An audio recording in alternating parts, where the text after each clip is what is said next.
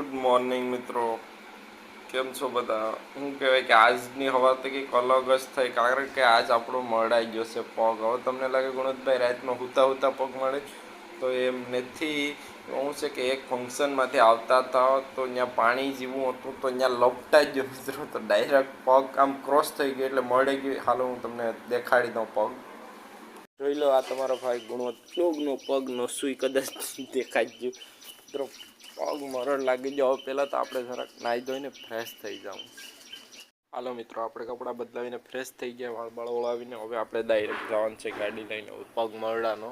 ત્યાં જરાક રગું કરી દે એટલે શું છે, મરડ લાગ્યો ને તો સારું થઈ જાય એ પ્રકારથી. પહેલાં તો આપણે જોહે પાટો ને ટ્યુબ, એ આપણે ઘેરથી લેતી જ આવી પડે. એટલે હું ફટાફટ તમને પાટો ને ટ્યુબ પણ દેખાડી દઉં.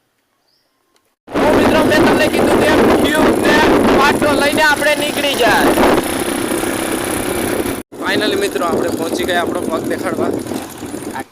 જોઈ લો મિત્રો, આપણા પગની કામગીરી શરૂ થઈ ગઈ. હવે આપણે ટ્યુબ ભૂઈ દીધી ને બાપા સોળી દેશ, રગું કરી દેશ. હવે એ પ્રોસેસ તો બાપાને ખબર છે. જોઈ લો મિત્રો તમે. પછી મિત્રો જરાક આપણે શું કહેવાય કે પાટો બાટો સોળીને જરાક જોઈ લો બાંધી દેશ બાપા હઝળથી, કારણ કે બહુ મરડા ગયો મિત્રો, કંઈ ઘટે નહીં હોય.